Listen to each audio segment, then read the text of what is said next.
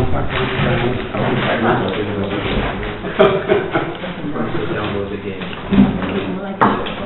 good evening, ladies and gentlemen. I'd like to welcome.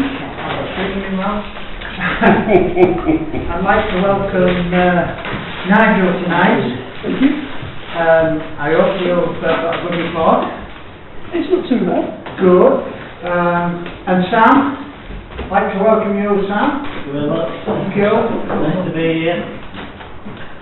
And Mike, welcome you. It's all informal tonight, as you can see. And all the councillors, welcome. I'll go straight into apologies for absence.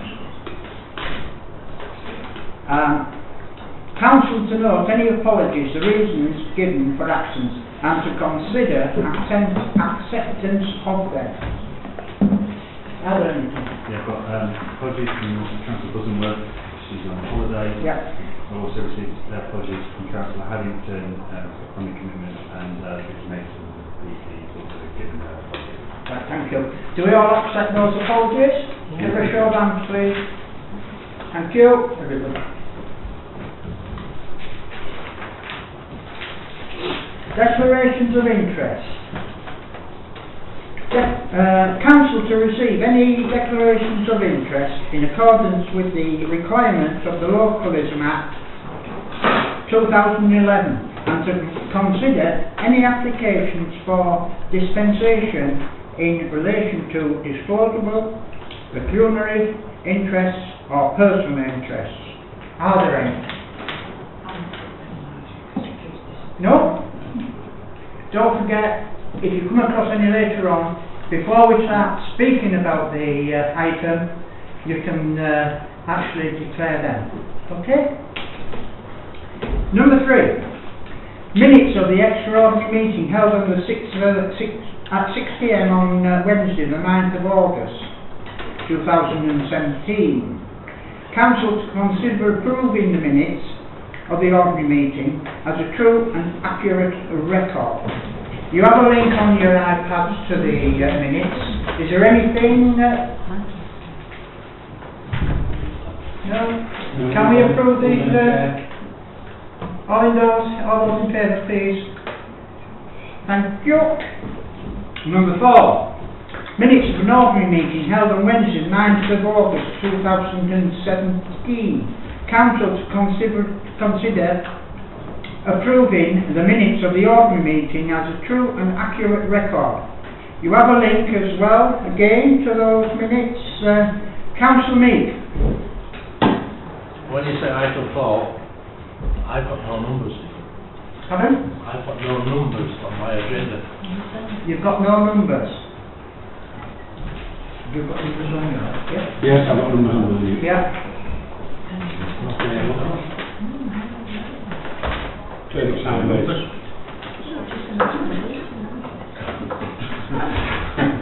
I don't know. I don't know about that one, Kev. You know where we are. You can keep up with us, can't you? Just read the As right. long as you don't start running, I'll be alright. I won't run, but I'll go to a nice trot. Yes, we'll run this year. Oh, sorry. Yes, Can I just say that I actually did bring my apologies through for that meeting and it isn't registered on here. right. Have you amend that?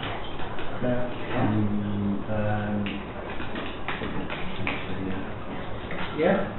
The apologies were received when you received an actual meeting. All right. Was it after the meeting a bit No, later? it was at 4:20 on the Wednesday afternoon I rang my apologies through and left it on the answer machine. Yeah, the answer phone's on and we're not there, like, you know. So if you could possibly, unless it's a real emergency, Right. do them at least a day before. I didn't know it was an emergency until If- then. Well, that's what I'm saying, if it isn't an emergency. Oh, right, sorry. Okay. John? I still think this apology should be accepted, though. She did make a reasonable effort to leave them. Seeing as though it was on the actual answer machine itself, and there would be a time on that, wouldn't there, where when it came in? Yeah. If you want to, then what you could do is make on the minutes for each side, and I'll make a note on that. I'll learn it from them, yeah. Is that okay? Yeah. So everybody accept that? Thank you. Okay? Right. Right, we'll move on then. Number 5, public participation time. I won't say the number, it's number 5, Jeff. I've gone back in, reloaded it, got the numbers now. Seeing as though there's no members. Oh yes, I missed you there. Would you like to say anything tonight, sir? No. Okay, thank you. Well, seeing as though we've got nobody to speak tonight from the public, I'd like to bring Marion Light in on last night, yesterday I should say, and just give a short please. We are pleased to tell everybody that the Filey and Blue got a gold medal as category winner, and we're really, really pleased with that, because there was odd things that we thought might not get through, but we did. We had lots and lots of compliments from the judges about different things, particularly the railway station and the planting and Crescent Gardens and everything, so we were really over the moon with that. So a lot of the points don't just go on the flowers, they go in community participation, so that there's, you know, it's all part of the community. Unfortunately, the thing we got criticised on, and we get criticised on every year, was businesses. They feel that the businesses should put more flowers and things, but we tried to explain it wasn't as easy as it appears, but anyway, we keep striving on, we do our best, and we're forever hopeful of more things. So thank you to everyone who helped, who supported us. Yeah. That's what the thing was about, supporting the group. So thank you very much indeed. Yes. Yeah, the businesses do support us. Yeah. The bistro. Oh, the bistro, yes, they got a silver gift for their back garden, and the Friends of Filey Park's got a platinum for their part up in the gardens and Glen Gardens for their contribution. So that was good, so we came out all glowing, had a lovely meal and everything. It was very good, so thank you. Yes. I got the chance to go on the last minute on Monday morning. I was stood in the office when a phone call came in, and it was offering me tickets for the function, so I promptly accepted them and went as a mayor. Yeah? Yeah. Okay. Very kind of you. Yes, and it was very, very, very interesting. Wow. In fact, I'd like to suggest, and this is a suggestion, next year, could we possibly think about putting the cemetery in? Because Scarborough got something for that, Yeah, didn't you they? mean the one we look after. The one we look at? Yes. Yes. Yes. Yeah. It's food for thought, Marion. Absolutely. Thank you. And the did sort of remark upon St John's as well. They did. Church, because Yeah. that'd be worthy of a separate entry.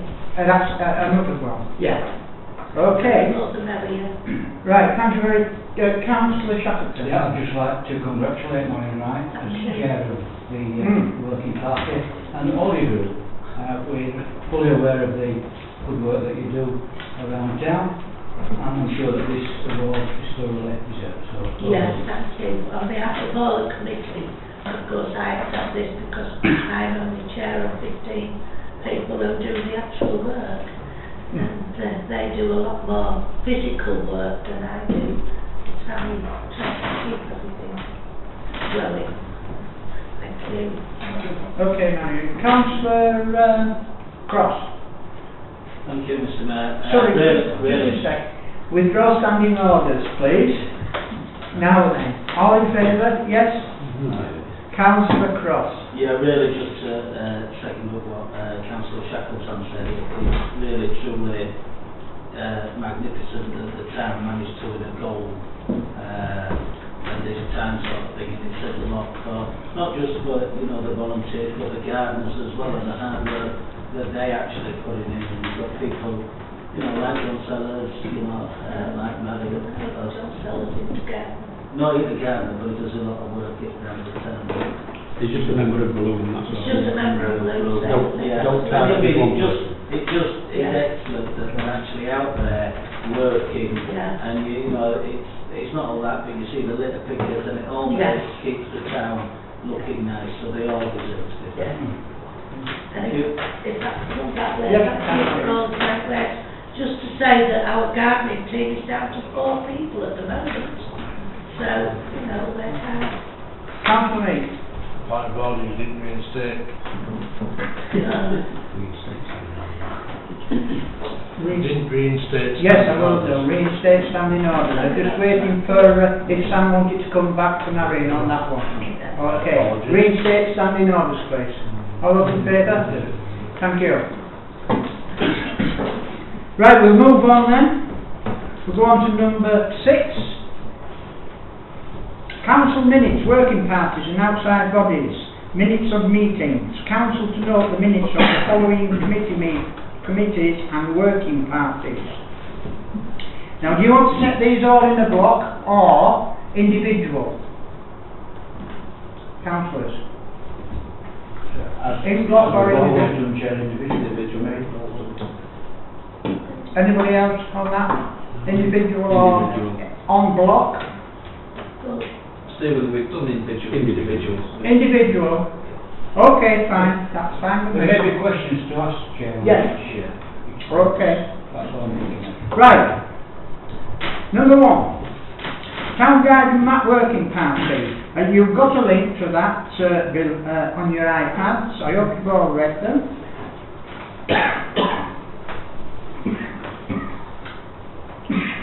Right, I just swallowed that, sorry. I'm trying not to say. Would you like to say anything? Yeah, well, it's fairly straightforward. Guys, it's coming on quite nicely. All I would say is we still welcome any contributions from outside of the group. So hopefully, I think for the photos this year, we're going to try and employ or help get some of the fabulous photographers from around the town to contribute. So we're currently looking at that. But apart from that, I just want to put it forward as a true and correct record of the meeting. Councillor Wright. Just before finishing, I've written a thing about the festival, and I would like to know if there's anyone here that's got any photographs of the festival from the past, right from 1982. Sure, but I have got some. I've got some. Yeah, I've got some. I've got to find them. There's been quite a few, Marion, on the photos of festivals. The flowers. So, just to appeal for that, please. Yeah, thank you. Right, can we have a proposer and a seconder for the guide and that? well, that's put it forward as a true and correct record of the meeting. So I'll be the proposer. What's a seconder for that then? That's how we. Right, Councillor Anthony. All those in favour, please. Thank you. Number 2, Property Committee meeting, a special meeting on the 16th of August 2017. There's a link to those notes. Has everybody read them? Yes? As chair of that meeting, is there any response to those minutes before I put them forward as a true and correct record? No? Well, I'll propose them as a true and correct record. Councillor Meek is seconded. All those in favour, please. Thank you.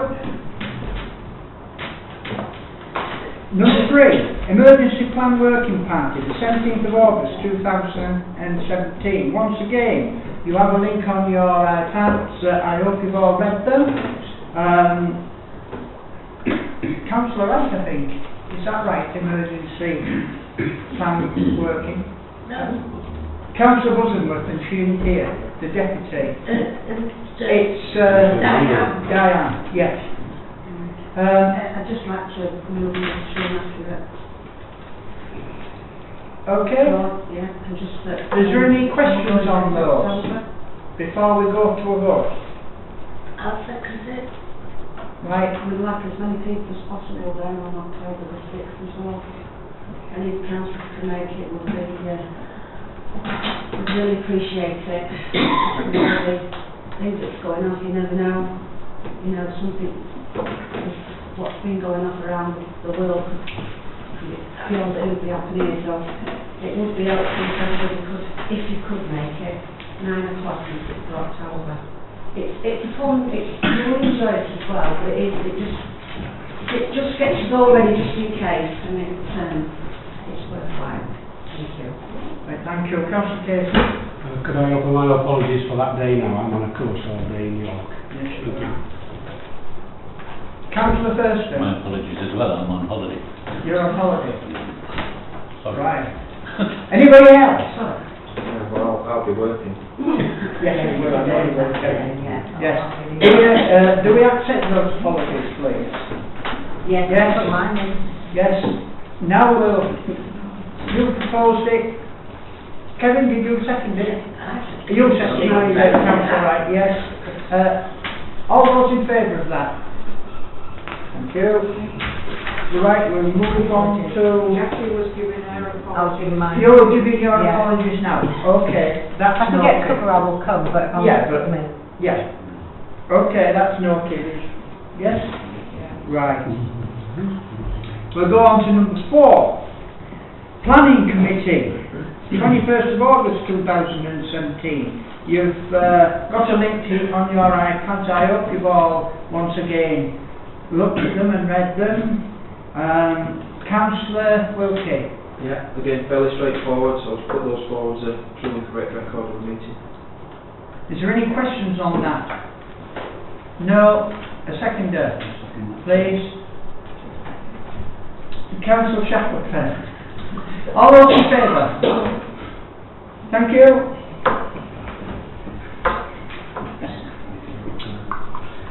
Number 5. He's got these in Roman numerals on it. Right. Deputy Lighting Working Party, the 5th of September 2017. You have a link to view the notes. Has everybody viewed them? Hope so. Is there any questions on the notes before I ask Councillor Wright?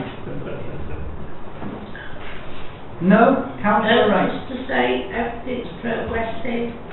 We should be starting going into negotiations for renewing our 3-year contract. We have quite an enthusiastic group.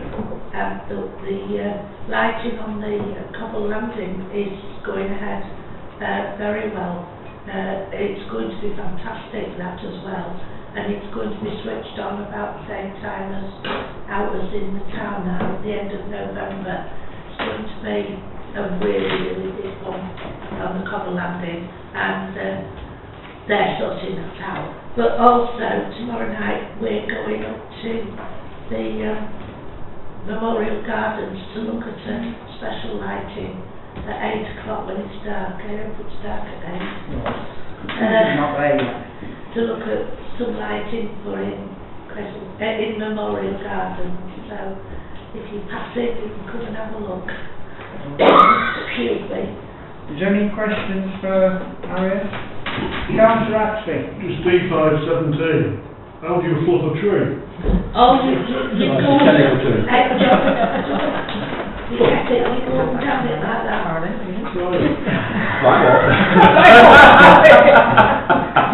Couldn't turn around and do that on the camera. All that rolling. After a minute, any of this. You should never ask me, should I? Don't Don't ever dare. Last year, it was men who was putting up, and I know biased, but the plumb up and all the green was all flat, and there were bents here and there. So we sent for them back again, so they had to go up the ladders to fluff them. So I have made sure they're fluffed before they put up this year. I always call that at me everywhere I go, because I like them round. And just to say, we're getting on well with the bunting, sorry. I missed the bunting off. We're getting quotes for the bunting, as you can see. So we are progressing with that as well, and we're looking forward to choosing the colours. We're not asking Tom, because he's colourblind. Very true. So you all know now. Right, can we have a proposal? The second question. Go on, sorry, Councillor Cameron. Is that firing, is it firing actually lighting that's in Tesco's and the court, the little thing, now? Sorry? No. You don't know, what's that one then? I'm Tourism Association. So it's yours? No, I'm Chamber Chair. It's really lovely to see there's all three firing things. Yeah, no, I'm It's really tourism good. for the I just thought, Christmas fair. well, that might be one for you to get into extra lighting. If tourism's got in, you know, the carrier bag money from Tesco. Oh, yes. You apply for it, and we've got all three are firing Oh, outside. the discs. The discs. So why don't you, even for fire and bloom, even for extra lighting system. Oh, yes, that's oh, wonderful idea. Yeah, because you could probably open a couple of thousand can mark now in. I've always thrown you, Chair. Yeah. John? I've got a meeting. Yeah, Right. good idea. Yes. Okay. So, proposal, Councillor Wright. Seconded, Councillor Campbell. All those in favour? Thank you. We'll go on to number 7 now. North Yorkshire Police Report. Council to receive a report from the representative of North Yorkshire Police. Nigel? I see that I've got into the good news section as my return to Filey. I'll let you decide whether that's the case or not. Vicky's prepared this document, so I haven't done any of the research for it. It is my first working day back. So I apologise in advance if you have any questions that I can't answer. But if there is any, then I'll find out and I'll get back to you. Victim-based crime, as you can see from the figures in front of you, is up 1 on the same period last year. Sorry, no, I'm lying, it's down 5. I'm looking at the wrong figure. And crimes against society are down 4, so an overall total we're down 9 crimes on the same period last year. The occurrences that Sergeant Mason has highlighted, incidents of damage, there's toilets on the beach have been damaged, and super glue has been put into the locks. There's been no suspects identified at this time. There's been a series of vehicle damages reported on Scarborough Road. Inquiries are ongoing with that. At this time again, unfortunately, there's no suspects. Violent crimes of domestic assault in Tesco's car park. The offender has been arrested and cautioned for the offence. Theft, Filey Caravan Park. There's been a number of reports in relation to theft and attempts. Officers have been tasked to pay extra attention to the area, and inquiries are ongoing. 2 stolen bikes have been recovered, and suspects are still to be identified. Sexual offences, a male has been seen taking photographs of children on the beach. That male has been located and arrested. The investigation is ongoing at this time. There's been burglary reported at a property on the beach. Suspects identified and arrested. Those inquiries are also ongoing. As far as antisocial behaviour goes, for ASB personal, and there was a report of a group of males visiting Filey on a football tour. They've become rowdy and starring. They've been located by officers and advised of their behaviour, and I presume that's then stopped if that's where the incident finishes. ASB nuisance. There's been a male sat on the bridge drinking. There's a few reports there. Each one of them has been James Thornton. James has been recalled to prison due to the number of incidents. Can I just say that, Mr. Chairman, I'm quite pleased that for the first 3 incidents it was called James Thornton. And the police really warm for it now, because for the last 2 it's James. So I do admire your public spirit. James. Okay. There's been used calls in issues at a property on Station Road. Area search carried out, but they haven't found them on this occasion. There's been a neighbour dispute on Queen Street due to ongoing issues, and the S&T team are looking at a joint agency working and a visit, and that's ongoing. There's been one ASB reported incident involving use throughout August. As far as traffic-related incidents, there's been a number of damage-only road traffic collisions reported around the centre of Filey, but no serious. That's the report as it stands. Right, thank you for that. Is there any questions on that? Councillor Nathan, then Councillor Holden. You won head of sexual. Was this a member of the public? I don't know names, just so you know. Is it a member of the public? Reported him. I don't have that information. I would imagine it will be. But it's not, as I say, I didn't research the report that you did. I would like to say that I think it should be congratulated for being so observant. Okay, good. Councillor Holden then. Councillor, make a question there. Do you mean you congratulate the person who reported him? Yes. Ah, I see what you mean. I'm a photographer. I did set up what the person. What is it here? I did set up saying what the member of the public. Emily, that had reported him, but you didn't say that. I thought you meant the person who was at the photographer. But it's bound to be a member of the public. I'm with you.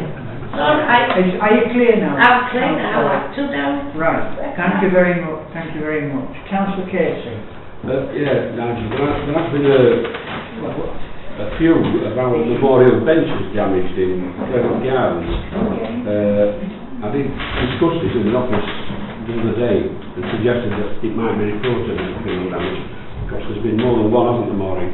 Yeah. And it's obviously used. I think part of it is the skateboarding on the edge of the benches. So it's ideal for them, isn't it? yeah, so obviously this is in the evenings, so we need a police presence in those areas really, because this is where the ASB, there in Northwick Gardens, there's always evidence of drinking in the shelter. It's not a new thing, is it? As there is in the Rose Garden, as you know, but we don't seem to be, the police don't seem to be oiking in like they used to do. Sorry. No, it's all right. I mean, the problem is at the moment, and one of the reasons why I'm back now, beat manager-wise, so police, local police officers, at the moment, the three that you had are all on restricted duties. So it's my first day back today, and I'm the only one that's actually operating out and about. PCSO-wise, there's been a large recruitment internally for regular officers over the last 12 months, which has depleted the ranks of the PCSOs. So you've got probably less than half the PCSOs that you had. They are steadily building that back, but they need training before they start. So numbers are down. I'm going to do the best I can with it. And obviously Sergeant Mace has done the best of the numbers that she's got. We also have at the moment the anti-fracking demonstrations over at Pickering, which is being a large draw on the entire force. They're putting a couple of PSUs a day on that, which equates to about 6 officers that they're having to find every day when we're short anyway. So that will impact. Andy Davis, the beat manager of PSU level 2, and I think he's got 40 some days between now and Christmas on PSU. So it's obviously going to impact on boots on the ground here, unfortunately. Okay. Councillor Holden back. Well, I think you've nearly answered my question, because that was exactly my question about police presence at Middleton, and if it's going to impact on Filey having police in there and not having the police in here. And are they making provisions to have more police in Filey to being sent to Middleton? They're doing the best they can, but there's obviously only so many officers they can put on. I mean, there's only, including senior ranks, there's only roughly 1,400 in the force, spread across 5 shifts. And is Third Energy paying for the police presence there then? I don't have that information, I don't know. Because if they're paying for the police presence at the fracking site, then what does that mean for tax-paying people that want police presence here? Would that not be a question to be looking into? For the See if I can community? find out the answer for it. If they're paying to take up officers from Filey to be at present in the fracking area, then I don't really feel that's very good for the community here, if that is the case. If Bird Energy is paying for it. And obviously nobody knows how long it's going to go on for, so I know you've half answered this question already, but is there a presumption of getting more people actually boots on the floor here if it's going to go on for another 18 months, 2 years, however long, and then another site that they might open because they've been given licences in this area, how are they going to police that then? One there, and then more communities. We don't have a big police presence here anyway. Unfortunately, it's far above my pay grade. As it stands at the moment, officers are getting rest days cancelled to go already. So whether they're going to be able to pay overtime to get extra officers in to cover. I understand that. I'd be very curious to know if Third Energy are actually paying the police to police that site, and we're not getting the police here then. Thank you. No problem. I'll look into that for you. Councillor Casey. Is this also why the police station opening hours are reduced again? They're now open 10 till 1:30, I think. They were open earlier than that, I think 9 o'clock till 1:30, and now we're going to end up, in my opinion, with no police office there at all, and I think this is what's happening. As soon as that police station closes, start to reduce it. Well, they opened all day, then they opened all morning, then they opened for 3 hours, now they're open for 2.5 hours. Next month will be open not at all because everybody's incurring this budget. I wouldn't imagine that fracking would have anything to do with that, because there's the front counters manned by civilian staff. I know there's a new civilian front counter officer started just recently, because I've just had an email from her today introducing herself. Whether that's going to increase the hours, I don't know. As I say, I haven't been here. But I'd like to ask the question because they've been reduced, they've been advertised as being reduced now. Once my experience, once they're reduced, they never go back to what they were. They don't know why they're being reduced. I'll ask the question. Because it's more important now to have a police office open when we're running on a skeleton staff anyway. Thank you. Okay, any more questions, please? Councillor Wilkie. It's not really a question, it's just an observation. I noticed at the weekend, and you won't be able to do anything about it now, there's some graffiti in the little tunnel. I just wondered if there'd been any reports on anywhere else. There's obviously not here. Some graffiti in the little tunnel up west, between West Avenue and Forest Drive. I believe it's been reported. Steady down. Steady down, one at a time, please. Now then, Councillor Anthony first. Sorry, I was just going to say that Yeah. it's been reported to Wellington. Okay, Councillor Casey now. Keep Filey Town reported it, and I reported it to the council. Okay, so is there any more questions for Constable Nigel Orford, please? No? Thank you very much for coming. No problem whatsoever. Okay. Thank you. We'll go on to number 8 now. Borough and County Council's reports. Scarborough Borough Councillors' reports. Councillor Cockroach. Thank you, Mr. Mayor. First of all, thank you very much for the hospitality on Sunday. Very pleasant. All around the Christmas tree, yes, we're making good progress on that. As has already been said, it should be really spectacular. Centenary of the armistice.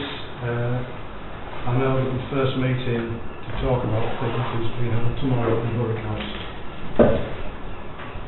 Right. You'll be aware of the recent announcement about the 5th round of funding from the Government Coastal Communities Fund.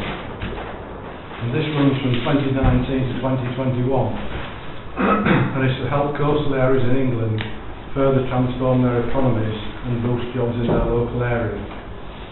It will be open for applications in early 2018. And the government has already provided 170 million for nearly 300 projects since the fund was launched in 2012. It's resulted in 2 million more people visiting the coast, spending an additional £171 million. This is an ideal opportunity to come forward with ideas for long overdue investment in the Filey. The one current potential project, although probably not eligible for the CCF, is the leisure facility at the top school, which is already receiving offer support as well as the pledge of funding I've secured from the Borough Council. The assistance of relevant Borough Council officers experienced in putting together successful funding bids is already on the table. All that is required is for people to come forward with fundable ideas. So there is the opportunity. It just needs to be grasped by putting forward ideas that fit the funding criteria. Quoting from the government website, the Coastal Communities Fund is a UK-wide programme designed to support the economic development of coastal communities by promoting sustainable economic growth and jobs. All projects funded through the CCF are expected to deliver an outcome where coastal communities will experience regeneration and economic growth through projects that directly or indirectly create sustainable jobs and safeguard existing jobs. When you look at the reporting to the earlier rounds, it is clear that there are types of projects that have been funded that could apply to and benefit Filey. All that is required is for the specific ideas to come forward. And I would be interested in any positive views that members of the Town Council might have, be they particular viable ideas or ways by which this opportunity can be taken forward. It was very pleasing to read that Filey has been named among the best family-friendly holiday destinations in the UK, and we were placed 10th, and all but one of those placed higher with towns with far larger populations. There has been a problem with the water quality information signs installed in various places along the seafront, in that people were stealing part of the signs, and I'm indebted to Councillor Casey for bringing this to my attention. An alternative method, hopefully more theft resistant, has now been installed. Out of the first 19 samples taken in the current bathing season, only one has failed to be excellent, and this bodes well for Filey retaining a good rating for 2018. You will recall the examples of the seabed mapping that I included in one of my statements earlier this year, and the final report is being published and I forwarded it to the clerk. The report provides very interesting information of the seabed along the coast from Robin Hood's Bay to Filey Bay. Howell Bay and the Brig are shown to be of significant interest as they are used as examples to explain many of the features of the report.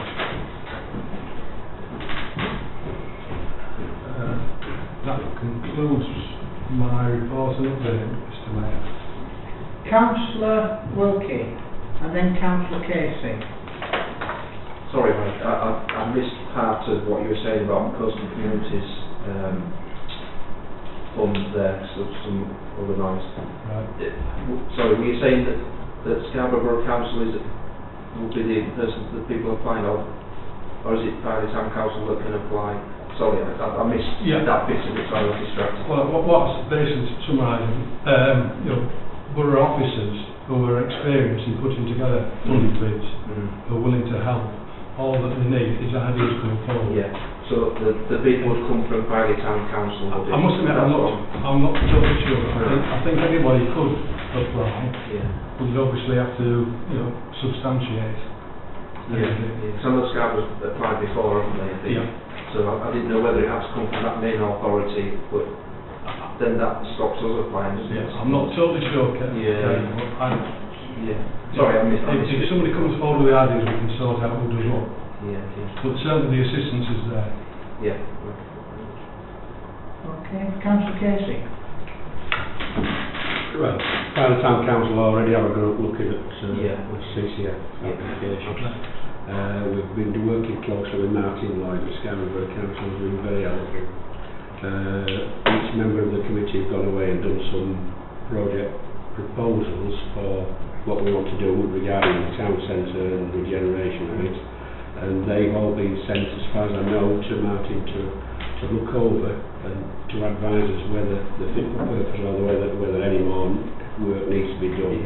We're waiting for those to come back, and maybe the clerk can chase that up, because there was a previous clerk that did most of the work on that. And then, if all's okay, we're free to put in our own application with the assistance of the borough officers that Mike mentioned. Okay. Councillor Meek. If individual or group wants to put in, how do they apply to? I am fully aware of all the criteria. If you go on the government website, you'll be able to find out about it. Just put in coastal communities fund and it tells you all the information. Councillor Casey. I don't think an individual can apply, but community organisations and groups and councils and things like that can apply, but yeah, just Google CCF and it'll bring it everything up. Yeah, I did say individual or group. Okay. Okay. Any more questions, please? Councillor Axley. No question, it's an observation about the bathing beaches. It worries me that, as I understand it, Yorkshire Water really haven't done anything to improve the sewerage system. Yet last year we had a bad year, and this year it's been a better year, which is the foibles of the sampling system. But good's not good enough. Yorkshire Water pledged, when they launched the new bathing water directive, that all beaches would be excellent. And I just don't want them to sit back on the laurels and think that good's good enough. Good should be excellent. And as I say, there's nothing being done to the system this year to explain why last year failed and this year didn't. You know, which worries me that next year, because it's a 3-year rolling average, it may fail again. Yeah. So, you know, I don't want Yorkshire Water to think that we've cracked it, which I don't believe that has. I'll come in there, Chairman. Yorkshire Water, I think, they've got egg on the face, all the way down the coast. Yes, they said this £100 million that they were investing would make everybody excellent, and it hasn't worked. They are doing a lot of work behind the scenes. Part of the plan is to do another far more intensive CCTV survey to try and identify where what the human problem is. I mean, all right, let's Garve, it's likely to see, sure, that one of the biggest problems, the seagulls. Exactly. And this is elsewhere around the coast as well. And what anybody can do about that, heaven knows. But certainly it is ongoing. I have regular meetings and discussions with the Environment Agency and Yorkshire Water, and I can assure you they aren't standing still. Okay. Councillor Anthony. The cobble landing, the review of the cobble landing. I thought it was a bit disingenuous, Councillor Crackle, where you put the meeting did not generate any other information that was requested for the review.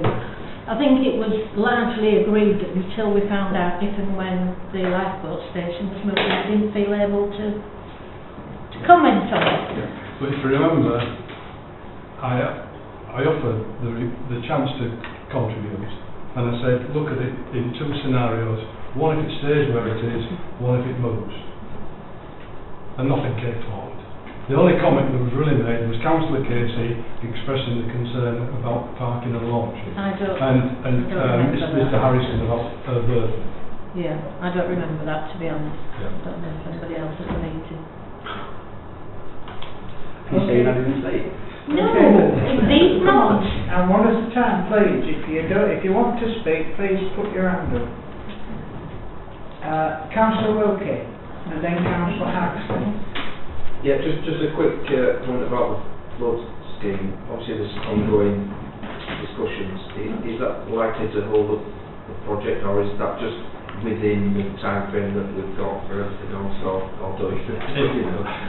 How long's a piece of string, but if those negotiations are completed by Christmas, I'm not aware, I'm choosing the words carefully, I'm not aware of any reason why it couldn't start, March next year.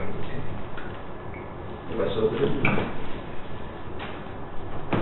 Right, thank you, Councillor Wilkie. Is anybody else? Councillor Anthony. Can I just go back to the review? When is it likely to be sort of concluded, when we get all the information to it? Well, we know what's happening with the lifeboat. When what's it? Well, we know what's happening with the lifeboat. Right, and we don't know when that will be at the moment. Councillor We understand the RLI want to move it, Yeah. but as yet they haven't contacted anybody at the borough to discuss either with myself or Harbours, or with the planning, or with the estates. We keep pressing them, Yeah. but they ain't talking to anybody yet. Okay. Councillor Haxby. It's just a common reference to Tour de Yorkshire 2018. We keep getting this concern regarding the level crossing thrown at us as to why perhaps the organisers don't consider filing it. But anybody that watched this year's will recall it going across the Mold Norton level crossing, which arguably is busier by far than Filey level crossing. So I don't think that argument really holds water. You know, if it can go across Mold, it can go across Filey. That is for sure. Does anybody else want to? Go on, yes. I am told that Axel Transpennine postponed one of their trains to allow that to occur. And I say also, as I've reported before, there have been some discussions about our level crossing as well. Okay. Councillor Meek. If they, I'll put it this way, rescheduled one of their trains, that would have been virtually impossible. Because, the reason I say that is, one goes over the level crossing at 7 minutes past the hour, and the other one, which comes from Scarborough, goes over at 12 minutes past the hour. So the council, if they did cancel one, they must cancel two. They're both within 10 minutes of each other. And at Filey, we have approximately an hour or an hour and a half between trains. Right, thank you for that, Councillor Meek. Yeah. Just a couple of more things which I should have maybe mentioned, Chairman. I share the good wishes about the success of Filey in Blue, and I've already received agreement from Derek Basterman to my suggestion that the Borough Council put on some kind of event again to recognise and celebrate the achievements. One question I'd like to ask you, Mr. Ayer, is when are some members of the Town Council going to meet the members of the Cabinet to discuss the concerns? That's up to the full Town Council. Well, you've resolved to have a meeting, and we're just wondering when it's going to take place. Unfortunately, that didn't happen because by the morning that I had to cancel that, we was left with tours going to that meeting. Well, unfortunately, two of us in front of the full board of members there, it would actually look as though we were in the minority, and we would certainly would like to have a meeting again, but this time in public. You won't get one in public. Well, and you've resolved to meet informally, so when are you going to carry it yes. out? Well, as this isn't on the agenda at this time, Starting my report, Mr. Mayor. yes, but we've got to talk this over between us again, the councillors, right, and get a leeway forward. Who was their hand up first then? One of you did, I know. Councillor Wilkins. I was just going to say what you said there, Chair. I think it's up to the council to discuss what we want to do going forward, and then we can answer your question. But we can't answer it tonight, obviously. No. Any other? Councillor Holden-Banks. I appreciate what you're saying and what you're saying, Councillor Wilkie, about we have already met once and we already made this decision democratically. There was a vote on it, you had the casting vote, and we went ahead and did it.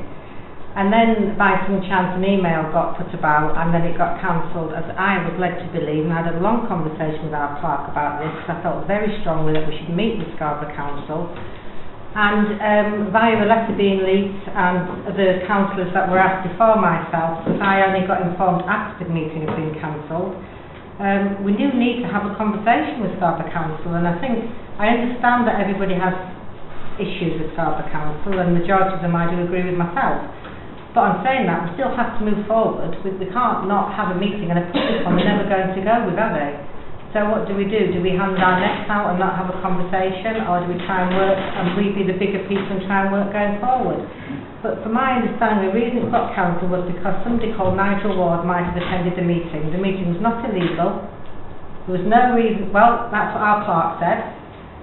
There was no reason for it to be cancelled as far as I was aware, apart from the fact that there was a threat that somebody from Whitby, who wasn't even in this particular parish, was going to come to the meeting, and there was a concern that there might have been confrontation whilst he was there. So, you know, if we were frightened of him coming last time when we have another meeting, are we all going to do the same again if he's going to turn up? Or was I not informed correctly why it got cancelled, the meeting? As I say, Tom had already rung round everybody else, and you were kind enough to come into my shop and tell me yourself that it'd been cancelled. Exactly, I did. You did? But it'd already been cancelled. Councillor Meek. I have only a couple of things to say. What did we have the video put in for?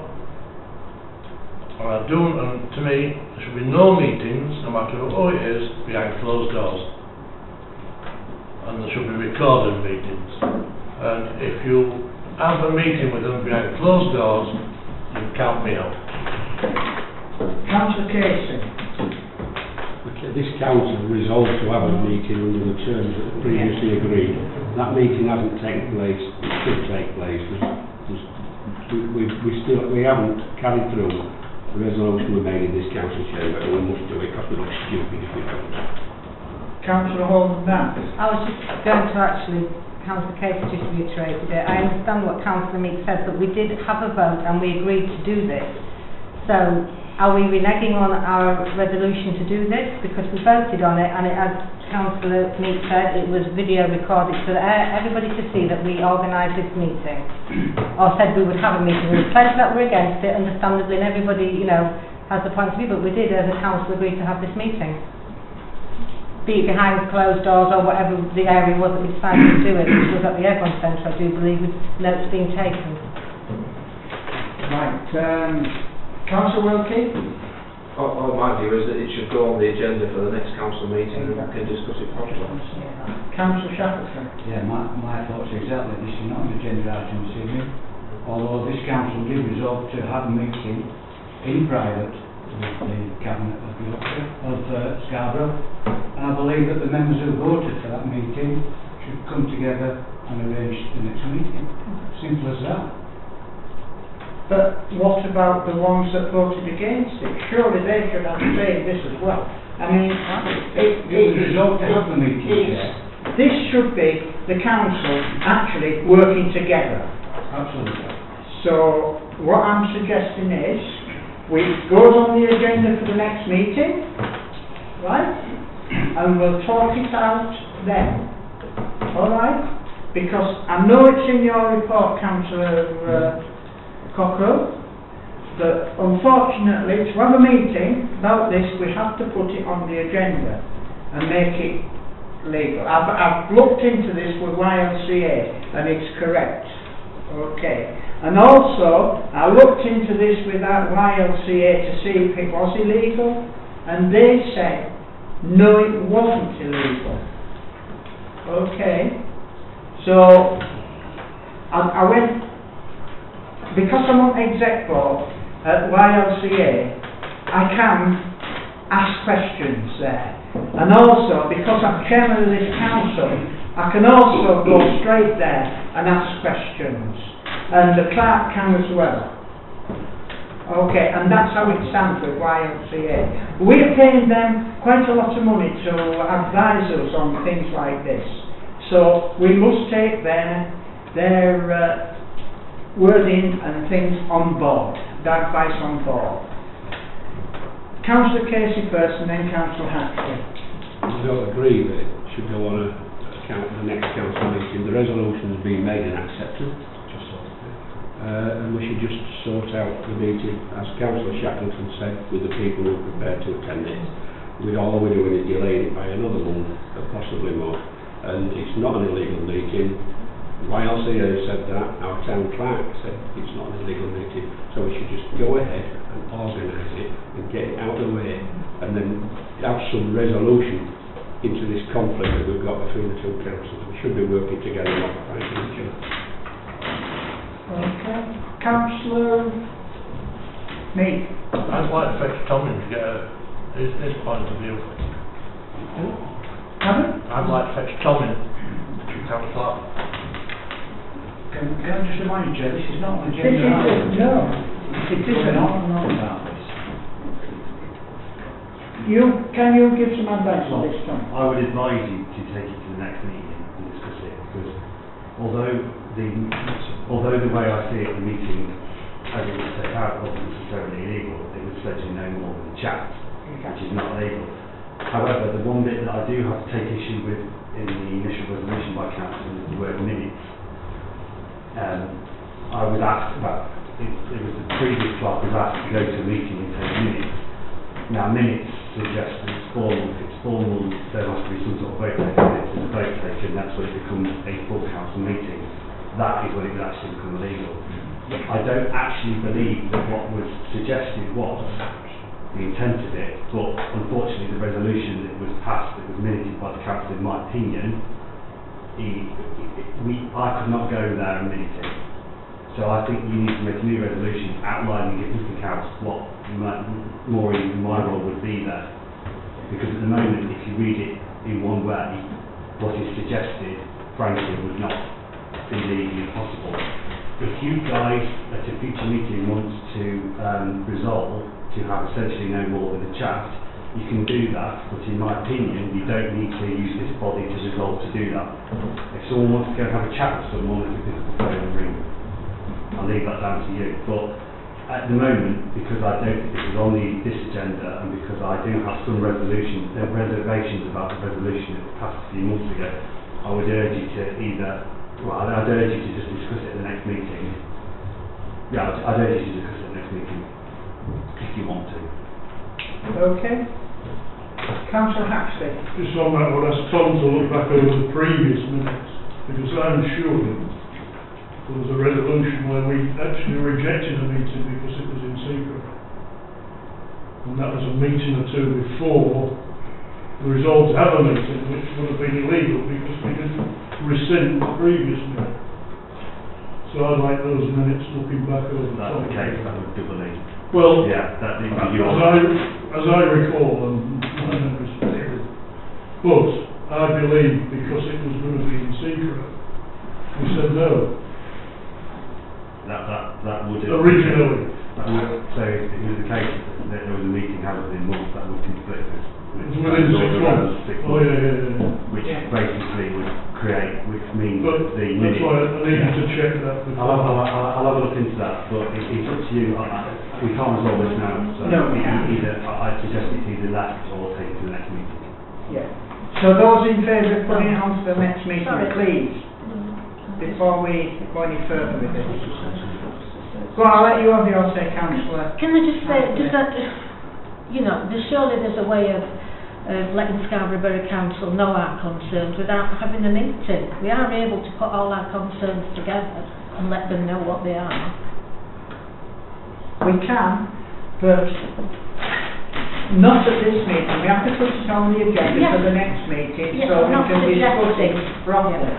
Okay. Or else we'll be actually doing it illegal then here. No, you're misunderstanding. Okay. Right. Can I just... Councillor Shackleton. Briefly, we did send an extensive list of our concerns to Derek Boston and his camera and got no reply. Or a very curt one-sentence reply. Yeah. Nothing, no action was taken on those comments that didn't be made. I've also been with the Scarborough Borough Mayor 2 or 3 times.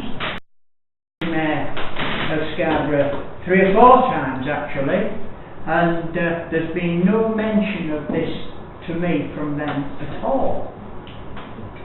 So, but when mayors meet, as Marion and John will say, things are talked about, but nothing like anything like in that grade. What you do is when you meet other mayors, you go there and you try to get things for the council itself, right?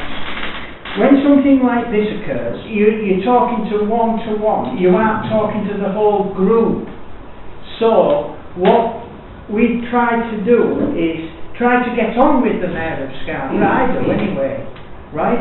And I have good rapport with him, I have good rapport with the Deputy Mayor as well, right?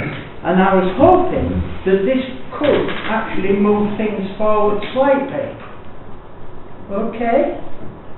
Councillor Wilkie. Mr. Mayor, I don't know what your point is. Just a minute, Councillor Haxby. I think Councillor Wilkie had his hand up first. Chair, we need to move on from this. Exactly. It's irrelevant what we're talking about. Let's move on to that. Let's put it onto the meeting, the next meeting, And let's we'll move on to the next. Exactly. The next agenda. That's what we need to do now. So, So- I think that's what you were going to say. I was going to say, the vote of no confidence had nothing to do with the Mayor or Deputy Mayor. It was the Cabinet, the leader.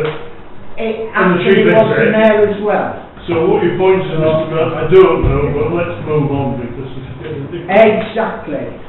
So this wants to go on to the next meeting. We'll now move on. Have you finished, Councillor? Right, we'll now move on to Councillor Cross's report. Yeah, thank you, Mr. Mayor. I'll be very brief. Myself and Councillor Adlington voted against spending £150,000 in these austere times on the toilet, whatever it is. And the only other thing that I would say is we've had a discussion there regarding a meeting. You know, you employed a man Mr. Clare to be the town clerk, and I think you should listen to what he actually says, you know, as far as it, and there's nothing to stop chit-chats or whatever, meetings behind closed doors, but that's been one of the problems. There's been too many meetings behind closed doors, and too many things have been said behind closed doors, and there's been too much, well, not enough transparency, you know, with this council, and I think that's the problem. You know, there's been no openness and no transparency with the council, and that's what it all goes back to, you know, as far as SBC is concerned. So, you know, as you say, you employ Mr. Clare, you know, and as you say, what we want and what it talks about time and time again is openness and transparency. And sadly, in the time that I've been sat in this council, and most of you, there's one or two, and think of John that's been sat here longer, and Marion, you know, we've not had that transparency, and we've not had that openness, and that's what the electorate want to see as well. And I think two wrongs don't make a right, and that's all I will say about having a meeting behind closed doors. Thank you, Mr. Mayor. Is that all you've got to say? That's all I will say. Is there any questions for Councillor Cross on related things for tonight? Councillor Wilkie. Can I just be clear, when you're talking about there's been no openness and transparency, do you mean by Filey Town Council or do you mean by other people? By the SBC. Thank you. Any more questions? No?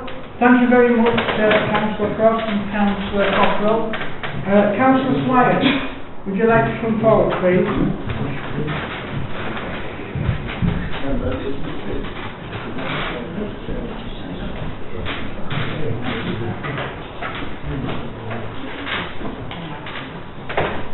Okay. May I begin by thanking you very, very much for the lovely day we had with you on Sunday. It all went off beautifully. And I thank you very much. And also I would like to say how pleased I was to be at the Yorkshire in Bloom presentation on yesterday. And it was very nice to see Filey so successful. You're to be congratulated. Right. Crescent Hill sets. They hope to be on site by the end of the month, or at the latest early October. They want to avoid any clash with the forthcoming track road rally, but things are progressing. Okay? That's the end of this month. Yes. Okay. Or the beginning of next. Okay, so things are progressing. The direction arrows on the cobble at Station Avenue. Andrew Stanton has said that he will raise this case, and that it had asked for all the lines to be refreshed, and he's waiting to hear from our contractor as to why these lines were not included in the recent lining works. So he's going to look into that. Good. The angled paths at the junctions of Grove Hill Road and Sycamore Avenue, Tree Drive. These sections of footpath did not need repairing, Andrew told me. Right. It was hoped to put drop curbs closer to the line at this junction. However, serious issues with a shallow depth of the BT cabling has caused some problems. That's meant that the drop curbs had to be positioned further down Grove Hill Road. So that's why it was just a technical, operational difficulty. The footpath works on Bellevue Crescent, they are ongoing. A base coat is being applied, or should have been applied today, with more work taking place next week. And once the eastern side is completed, they will be moving on to the other side. Grass cutting. The rate the County Council would pay is the same as last year, and colleagues from County Hall will be writing to the Town Council to finalise the arrangements, as I believe they do every year. Okay? What will you make this Grass cutting on Crescent Hill. It's not the responsibility of the County Council. This land belongs to the Borough Council. So I hope it's not going to be one of those that gets back in. No, it won't. I don't think. The land ownership questions at Ash Road, Scarborough Road. In December 2016, the County Council carried out a search of the ownership records on a mapping system with each type of ownership, that's acquisition, disposal, leases, wayleaves.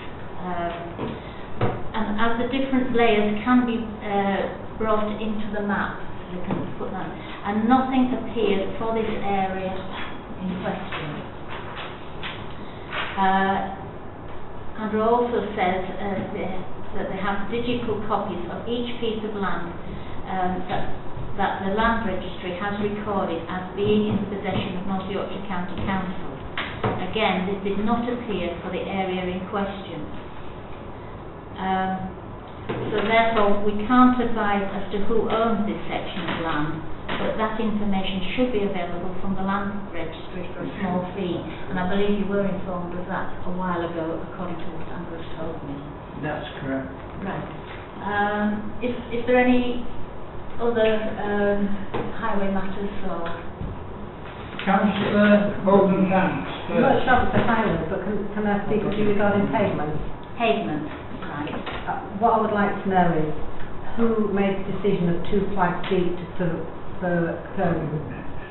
shops to put their wares outside the front door. I've had a lady came in and complained to me yesterday trying to get past on mobility scooters. I know they've got 2 flags deep, you can have their wares outside of the shops, but is that written in stone, or is that open for debate? Or down John Street, I'm discussing that. I've had a lady came in on a mobility scooter, and she was going down that street, and there's quite a few shops that have for a long time had all the wares outside down that street.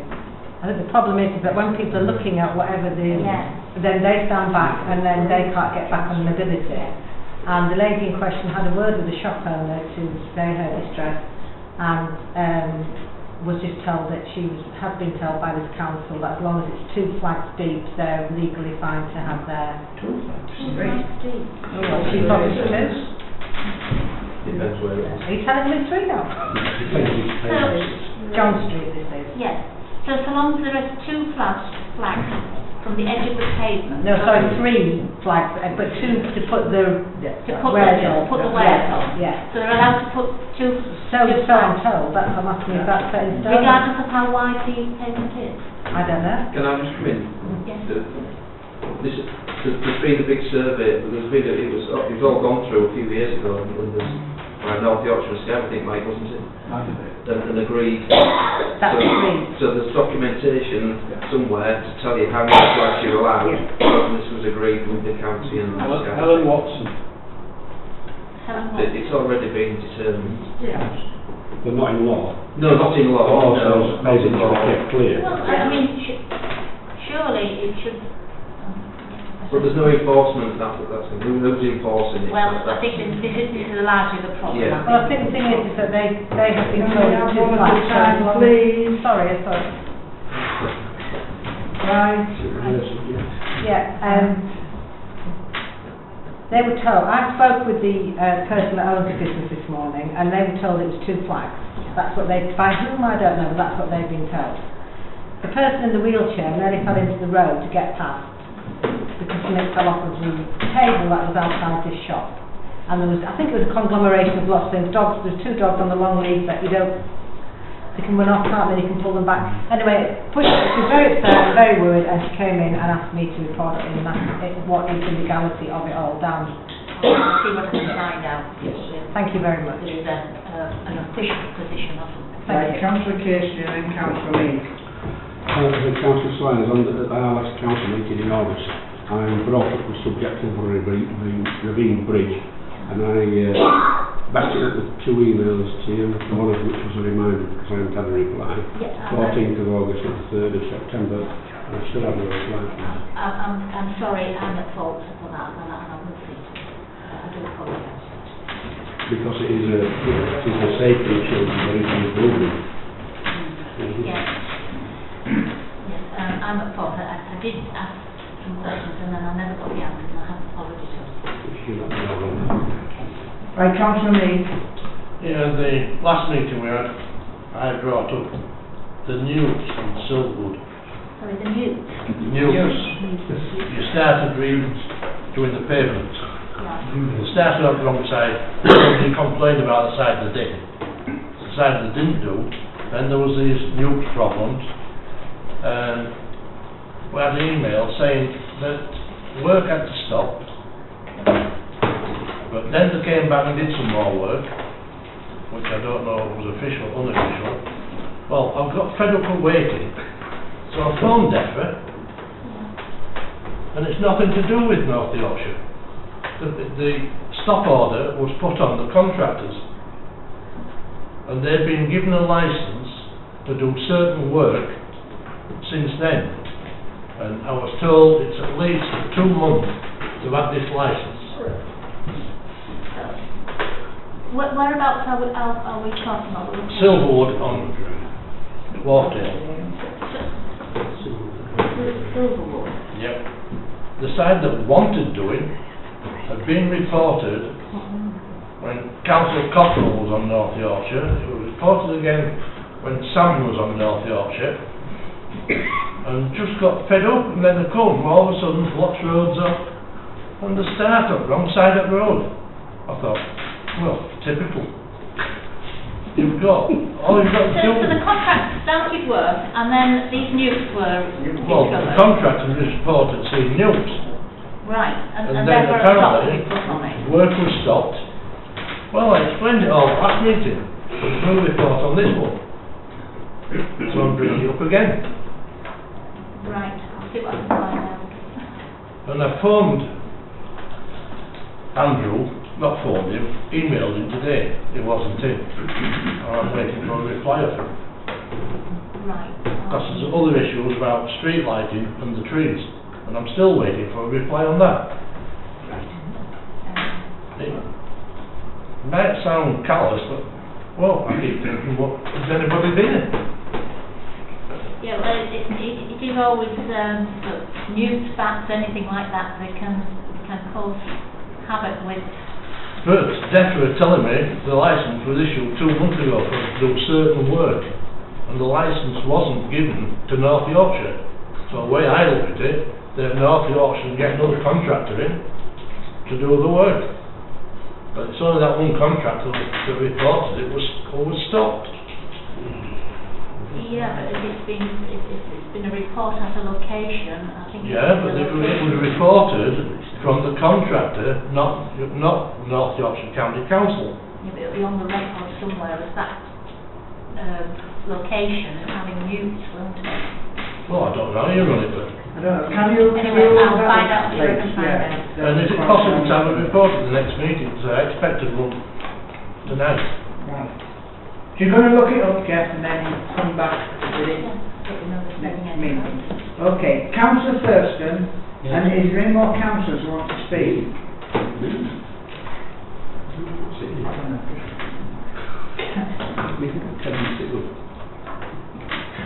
Right, it's just about the newts. Yes, Newts aren't about all year round. You know, there's only sort of springtime when they're going to breed at the dams, and then probably when they come back later. You know, so why can't the work be done in the height of summer when the newts aren't around, or in the winter? When With all respect, they don't go away to hibernate in the local areas, so if you're digging... But they don't hibernate in a pavement, do they? Yeah, they do, they hibernate in all sorts of crap. I'm afraid I know nothing about the habits of newts, so I'll have to find out. I've actually found them when I've been on contract to North Yorkshire digging footpaths up, and we've actually found them asleep underneath. So, Councillor Casey.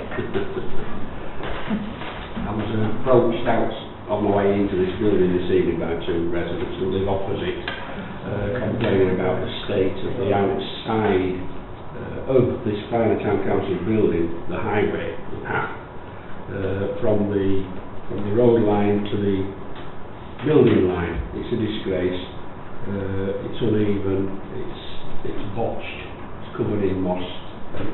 It belongs to the highways. It doesn't belong to Filey Town Council. And it needs something doing because it's becoming a hazard to the people who live on this street. I actually thought it because it took me in. That's because I understand that, but isn't adopted yet. So it wouldn't be the developers and the owners. It wouldn't be no developers. Maybe not got to look into that. Yeah, but you're meaning directly outside the building? Directly outside the building, yes, up to the road line. Okay. Councillor Hawley. Do you have any information when they're going to do the work on Rutland Street and open it up again? Sorry, Rutland? There's a big hole in the road, it's been there for weeks and months, and they've got it closed off. Drivers, especially tourists, that take one-way streets to get out.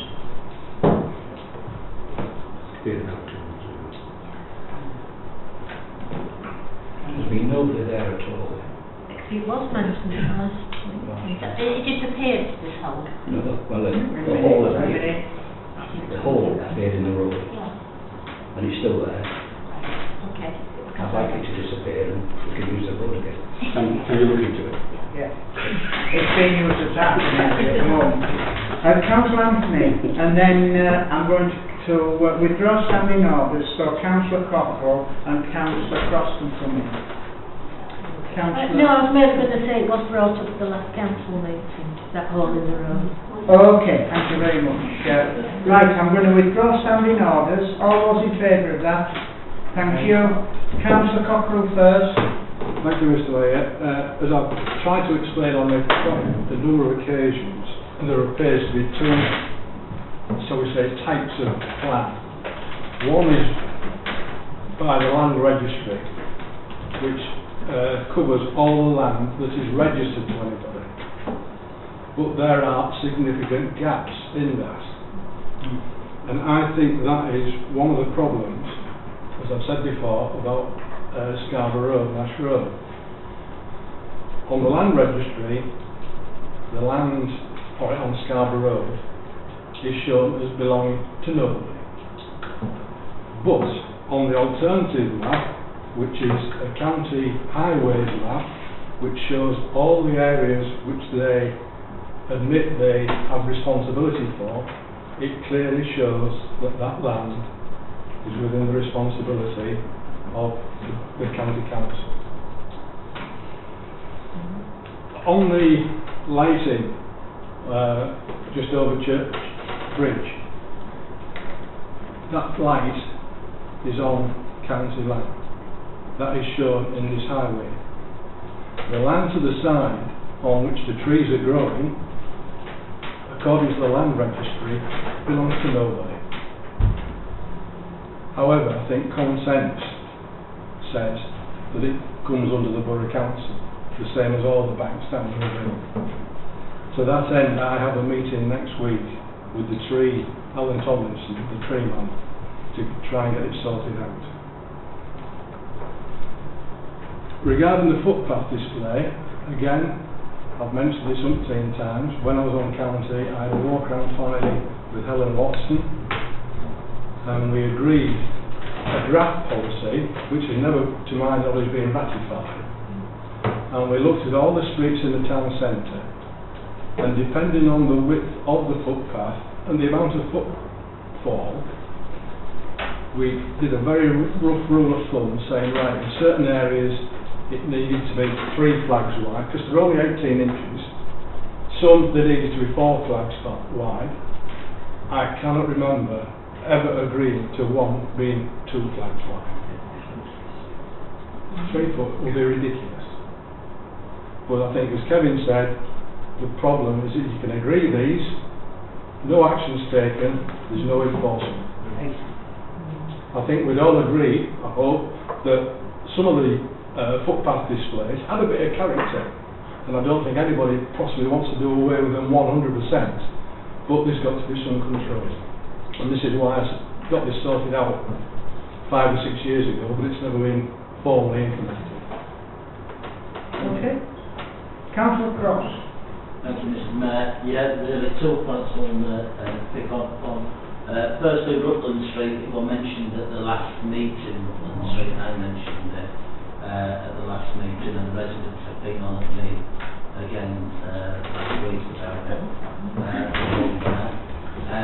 Secondly, there is a hole down here that was brought in, somebody mentioned it to the clerk when we were in this week, which is literally just 20 yards down the road, down here. And as far as footpaths, when I did the county rule, the agreement was that it would all almost like, if it was sensible, if you had a 20-foot wide pavement and you took 3 foot off it, but if you have a 2-foot wide pavement, you don't really. And I think that's what we've got, and I think what's happened with the displays, they've sort of got bigger and bigger, some of the displays, and they've sort of, instead of we're given an inch and they've taken a mile, let's put it that way, or they've taken a few more inches. I think that's what's actually happened. Some of them have got bigger and bigger. I don't think anybody, a bit like signs, some of the signs have got bigger and bigger. But, I think a bit of common sense needs of them, and I think some of them have they've been given an inch and taken a mile, and we just want to rein in a bit. Right. Thank you. Thank you, Councillor Cross. I'll reinstate standing orders now. All in favour? Yes? Can I just say something? Yes, you can. Can I just say something to Councillor Cross there, what we were just discussing about the streets? Is that it's John Street, which seems to have more of, and I agree with that character, it's lovely, but it's the freestanding things that I just get moved when people pick up and put back down. I'm sure it's not the owner's fault in particular, because they've got that much stuff out the front, and it's people on mobility scooters that are having difficulty getting by, because people then look at them and stand back another couple of foot to look at what they're looking at, and this particular person nearly went off the pavement trying to get, and she's only got a tiny slim scooter, she hasn't got a big one. Yeah. And you'd all know the lady if I mentioned her name, but I As can't. I said, they've taken an inch. Yeah. But she did speak to them, she did speak to the owner of the shop and got short threats, so... Yeah, well, maybe then enforcement is needed. She's writing a letter as well. Good. Councillor Haxby. Yes, somebody that regularly pushes a pram around the family. Some of them are very inconvenient, especially when you meet visitors and tourists in the shops. But surely it's a simple matter of saying you must leave at least 5 foot free between the curb and your display, or 2 metres, or whatever. Yeah. And then it applies throughout the town, Yeah. and it's easily enforceable. And if you haven't got 5 foot, then tough. You know, you don't have a display. But if there's a 5 foot, 2 metre gap, they're fine, you know. And they do look nice. They do add to the town. Mike says they do add to the sort of character of Filey. But you've got to consider families, mobility users, visitors. So why not just have a standard measurement and say, look, you're allowed that. You've got to leave at least 5 foot. It is the space to walk, that you actually walk on, that's Yeah, important. exactly. This is why I was getting a bit confused with the 2 flags. That's what the shopkeeper said to me that they've been told, but I don't know anybody's been told anything. I think if we had a set amount, like Councillor Haxton was saying, we could maybe enforce that a lot easier just round. I have a shop myself, a shop next to me that has lots outside. I am concerned about that, but I do appreciate if you have to walk on the road to get round things because you can't get by, then that is something we need to be looking at. Right. Councillor? But who's enforcing it? Who's supposed to be enforcing it?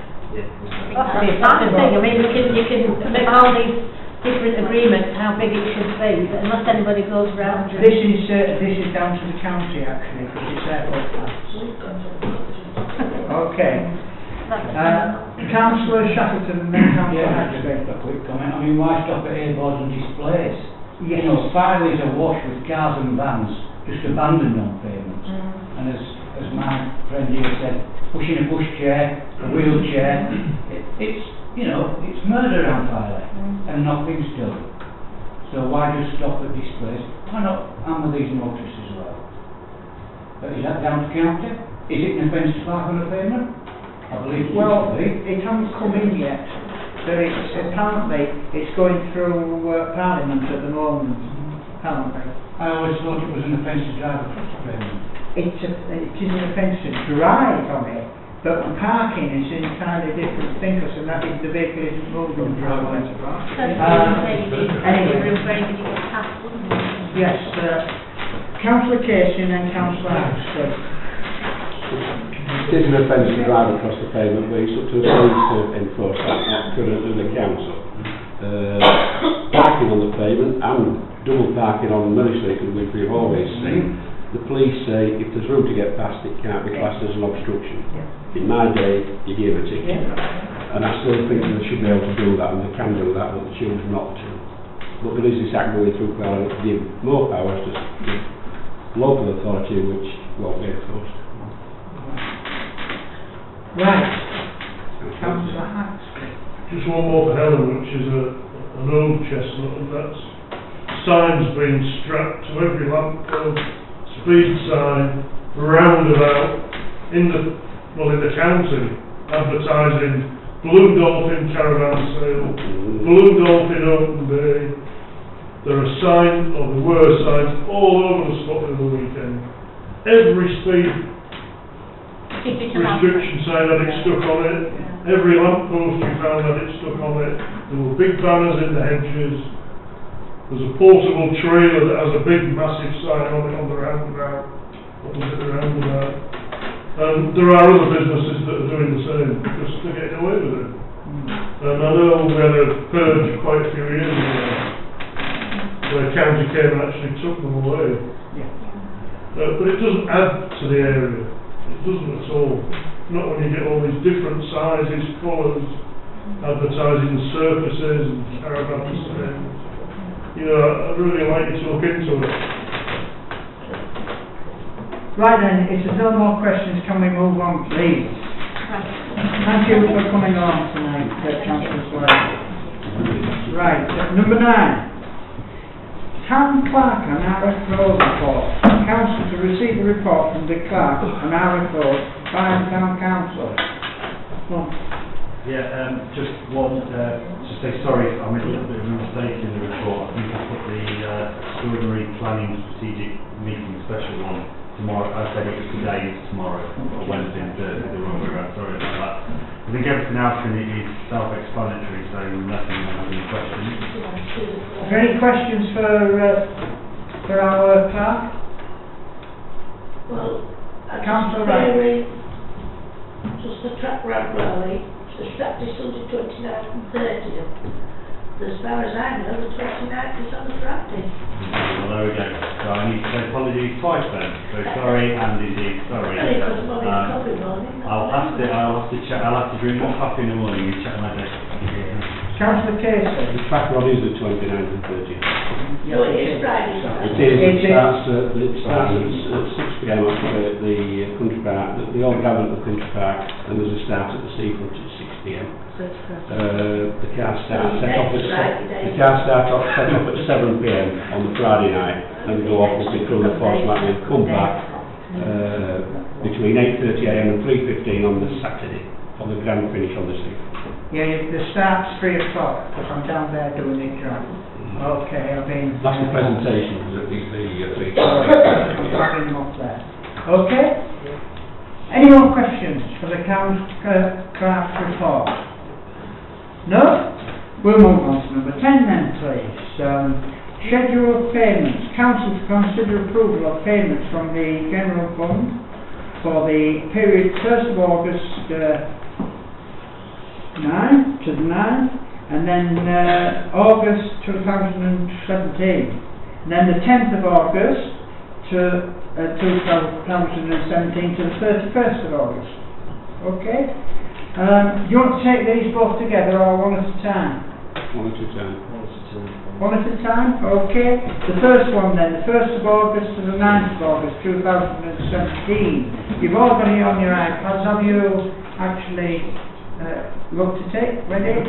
Move on, Chair. I've got a question. Councillor Holden-Banks.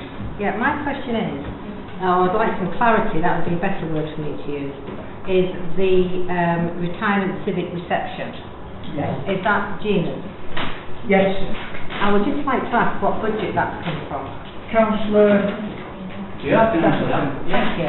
Within the chair. Yeah. We are under the general power of competence, Chair. We are allowed to spend up to £750 on civic receptions. I think it's saying number 5156, something like that. Yes, yes. And money to be utilised, that's your question, from the general fund. Well, the other question I would also like to ask you, and I'd like to make this very clear, it's on no reflection of the employee that this was for. I'm just wondering how appropriate it is to spend £510 on an employee's retirement due. I would like some information on that, because it is for somebody, is it a civic? Is that a civic thing, somebody's retirement? Yes. Well, obviously, in this council's opinion, it was, because full council voted for this. Yes, it did. Right, okay then. Yes. And and although £510 was paid, we get the actual VAT back. So it isn't actually 510 Fine. that goes out, it comes back in at... Was that about 420 something pounds?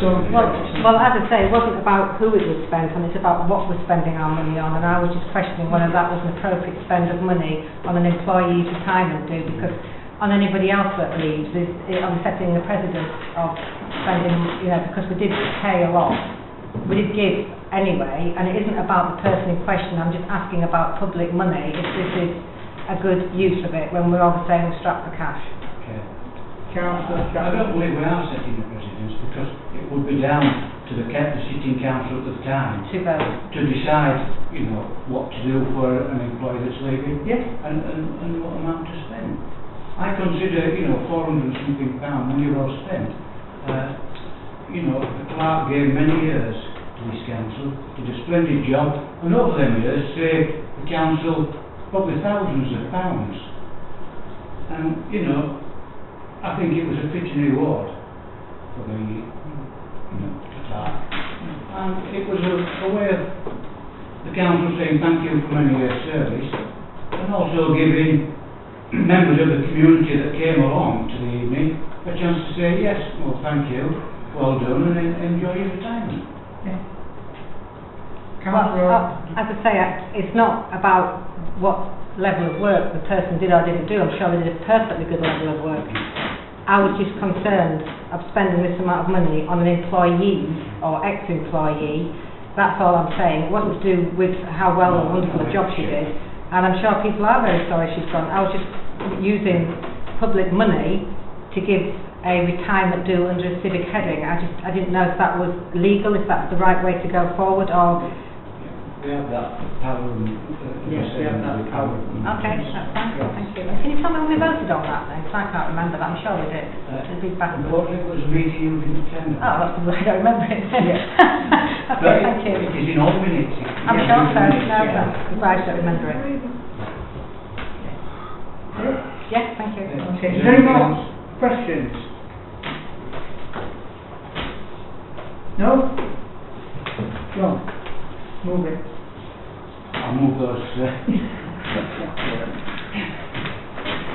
Have we got a second there? Bank payments. We're going back to bank payments. Well, we'll do this one first. Bank payments. I'll move that, yeah. Yeah. Kevin seconded it. All those in favour? Thank you. The next one now, the bank payments. Right? And you've had a link to that. You've all read them. Hopefully. If there are no questions. Is there any questions on those? No? Councillor Shepherd? Yes, I'll gladly move them. Have we got a second for that? Councillor Haxby. All those in favour? Thank you. We move on to number 11, Filey Museum. The council to note that Filey Museum trustees paid the annual fee of one devil's toenail, a grit for Graffia, yeah. To the council after the civic ceremony on Sunday the 10th of September. Now this is an annual thing that happens. It's like a thing that's gone on for years as this. It's handed to the chair hands it to the clerk accepts it, then it's handed back to the museum. Okay? So that's that one. Is there any questions on that?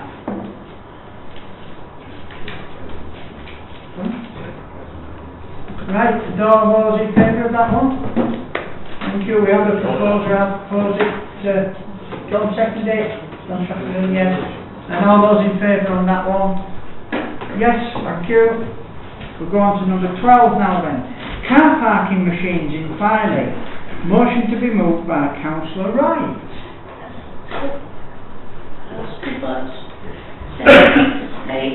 Well, I was coming round up Martin's Ravine. Oh, right. No, you're right, go on. What was the problem? No. I was coming up Martin's Ravine and I had to see all these queues of people. So I went to speak to them. I was on my scooter and asked them to take some photographs. Did you print the photographs off? Said you were. I've never done photographs. Well, I said that. Anyway, it doesn't matter, but there was lines and lines of people, and I asked them if I could photograph them and said them they are on the phone if everybody wants to see. And they were very, very disgruntled that they were standing there for well over half an hour waiting to get to a machine to pay. And I thought it was quite disgusting. You know, I apologised to them and said, you know, I'm councillor, but, you know, this is under our jurisdiction. Anyway, I rang up Scarborough Council, spoke to a lady called Walker, and she said that it is a busy time, you know. I said, you don't say, because it was August. So, we do have people who enter the machines. I said, yes, I know you do.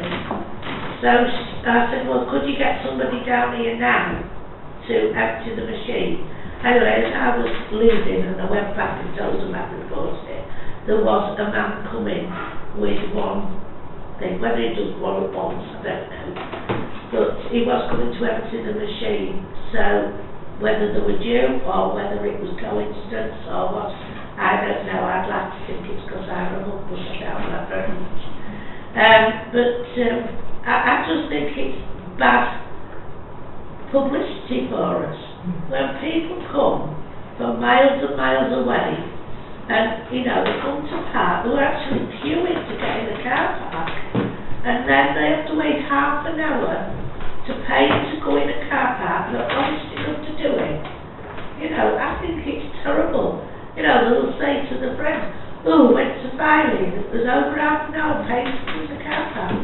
They'll say, oh, I'm not going there. I mean, one chap asked me where else he could go. I said to come to park, because he said, oh, it's fine, I'll go up there, I know where that is. But people are, you know, they only come for so many hours. They don't just spend it doing that. So my proposal is... before we propose, Marianne, before we propose it, I'd like to withdraw standing orders so Councillor Cross can come in. Councillor Cross. All those in favour? Yes? Yes, thank you. Councillor Cross. Thank you, Chair. Really just one comment. You know, I fully agree with what Councillor Wright is saying, but I think it's slightly the wrong motion, because, you know, I've been up there going up to Golf Club and you see them and they're rushing to pay the £6 to park at the country car park, and they've been at the car park on West Avenue, and then also we have the bike ride that comes and they're rushing to put the money there as they're all coming from the Weatherby Filey bike ride. But really what this motion should be, that we actually get the revenues from the car parking, you know, and that money is actually spent in Filey instead of being siphoned off to Scarborough. And that is the real point, and that is what we all want in this chamber, as we've said for many years. And whilst we're at it, we should have the country park, the caravan park, and that should be passed over. It belongs to this council, and we should be having the revenue from that, and we should spend it in Filey for the good of Filey. And that's where the shortfall is in England. Money is collected in this town, and unfortunately it's not spent in this town. You know, and if we were doing it and we were collecting the money, I'm sure them machines would work all the time, sort of thing, and they would be very full, because people would be glad to pay it to help the people of Filey. Thank you. Councillor Cockrell. Yes, thank you, Mr. Mayor. I share the frustration. When I've been coming from Goldburn, I've seen long queues there. Knowing this item was on your agenda, I have asked the relevant officer for a response, and I quote it, and don't shoot the messenger. I quote, I've checked through all records. The machine collections take place in the main season 3 to 4 times a week. We have a live system which alerts us to faults occurring on the machine, including when the cash box limit is reached. Like I say, I have checked through the reports, and there were 35 occasions from the 1st of April to the 7th of September where a cash box limit has been reached. These are always on West Avenue and Country Park, mostly West Avenue. However, checking the records, there have been no occasions where both machines in the same car park weren't working. We have had an issue, and the officer are aware of a number of complaints this year where people did not believe the machines were working as they were not taking the new pound coins. These were being rejected, so people were ringing us, not just from Filey, saying the machines were faulty when in fact they were not. We did have an issue, as did many other councils, with the supply being unable to deliver the coin mechanisms in time for the launch, and therefore we had a delay that was out of our control. Most staff have been trained to deal with basic faults, such as coin jams, ticket jams, etc. So simple repairs can be carried out by the person in Filey each day. I am quite satisfied that the collections at the present time are sufficient, and that the action we take is prompt when the system alerts us, or from general collections. I do think that an option for next season may be to put an additional machine on West Avenue, which will clearly help. End of quote. Thank you. Do you want to say anything, Councillor Swires, while we've withdrawn standing orders? I don't think that I should be adding anything. Oh. I just, from a personal point of view, it's very irritating when a machine will take your money, and I have to do it with new coins as well. But I think it's common, and it will be a teething glitch that will sort itself out. But it hasn't done so already. Okay, thank you. I'll reinstate standing orders now. All those in favour? Thank you. Councillor Huxley. Marion's quite right, as you know, I occasionally work in Glen Gardens. It isn't just this year, it's been several years. But this year has been particularly bad. It's not just the machines won't accept coins, it's machines that have broken down. I had one man came up complaining and waited an hour to try and put money in this thing and it didn't work. And it's a regular thing, it's not just the odd one or two times, it's daily. And I provide witness statements of this. There are queues 20, 30 deep trying to pay some money into a machine that won't accept it. The same with Country Park. One guy came up and said, what do I do? Can I park here without paying? I said, I haven't a clue, but I'll take photographs just to prove that you've been to the machine and at least tried to pay. The main problem is that we get blamed as a town council. People think we run the car park. And sounds quite right, we should. And we should take the revenue. We would make sure the machines work. And when you read that Scarborough's taking 150 grand of surplus car parking money to pay for the Tour of Yorkshire, it really sticks in my craw that they can't even maintain the bloody machine. And we're getting the blame. In a lot, I mean, people don't understand the differential between us and the Borough Council. So it's Filey Council that's at fault. So you try and explain that it isn't. And I mean, that response from that guy is absolute garbage. It isn't just the machine's full of money. The machine's not working. The machine's taking the wrong pound coin. You know, so yeah, let's get it right next year. Thank you, John. Any more councillors want to? Kevin, Councillor Wilkie. Yeah, just the offer of the third machine in West Avenue would be a great idea. I'm sure we all agree with that, and I too go to the club. It's alright saying there's always one machine working, but that just means the queue's 50 deep instead of 25 deep. So, and of course these days with machines as they are, if you can't get your money in, you've got the option of ringing up and paying over the phone. Yes, you have to go through a big rigmarole. A lot of them have credit cards or debit cards these days, so they're trying to get you out of that. Well, I didn't have an option to pay because my money wouldn't go in. There's other options that you can use, and that's how we get away with it. But yeah, that third machine in West Avenue would be brilliant, providing it works. Well, that machine is a bonus, really, but they were saying that even credit card things they were proving difficult to get them to work, and there were some people in the queue don't have credit or debit cards. And they said, how ridiculous can you get if you haven't got the right thing to pay for it? You know, and they won't accept your money. And they were full. They were absolutely jam-packed full, both of them. And they're saying that they were, and if they only empty them 3 times a week, as you just said, well, I mean, it wants to be 3 times a day. It wants to be mid-morning, after dinner, and then afternoon as well. Because surely they know that people come in the morning, they come after dinner, and they don't want to be left full at bedtime. I mean, to me it's just common sense. You know, I just cannot understand why they can't empty them on a more frequent basis. Anyway, it's Thank you, Councillor Rice. Councillor Shackleton. I would imagine that most visitors that come to Filey possibly travel hour and a half, 2 hours in the car to get here. Kids are screaming in the back. We get to one of our car parks and they can't, you know, we stood there another hour, kids are screaming in the back of the car. No. you know, if kids are happy and dad's not happy, they aren't going to come again. They're going to go elsewhere. So we do need, you know, we do need these machines to scratch. Empty regular. I presume that's all it means. It's empty regular. Thank you very much, Councillor Shackleton. Any more comments on this?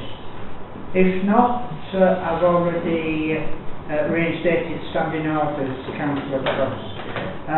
So I'd like to put this proposal forward that's written down here to send the letter through the clerk to Scarborough Borough Council on this. Although we have got Councillor Cockle's report on it, I'm very grateful to that. But I think they should know in writing that we are disgruntled about this, and probably as well say that we are, you know, grateful if we do put another machine in. But this is my proposal that is written down here, please. Just need a second for it. Have we got a seconder for that? Councillor Mead? Second it. Thank you. All those in favour of this? Thank you. Can we make it plain what our clerk needs to write? This. Have you got it? Okay, he's going to write all that down for us and send it in. Okay, and I totally agree with you, Councillor. Can I just add? Yes. When I went away and did the phoning up and I was very angry, as Tom knows because I phoned him as well. He said, you know, I say he was very angry. Well, he's never seen me angry. No, he hasn't. I went back to tell the people that I'd reported it. Yeah. I got a round of applause. Oh, well, They were very so grateful. that counted down then? After you got a round of applause? Right, thank you. Dan. Okay, is there any more questions or anything else that? No? All those in favour of that then? Right, we'll move on now to number 13. Date and time of the next meeting. Council confirm the date and time of the next ordinary meeting, which is scheduled to be held on Wednesday, 11th of October 2017, commencing at 7 p.m. in the Council Chamber, Council Offices. Could everyone confirm that, please, by a show of hands? Yes, please. Well, yeah, okay. Right, thank you all for coming. And I'll close the meeting.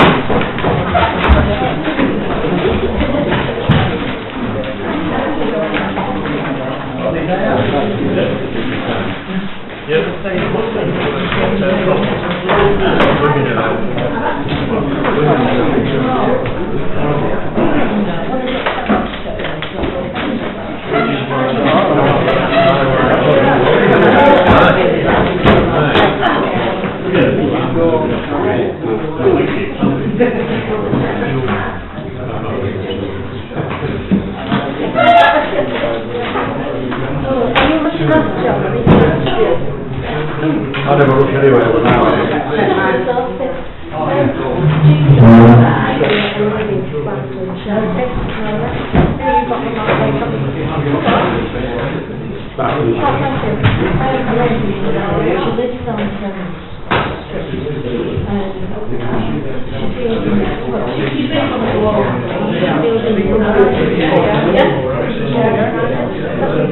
Yeah.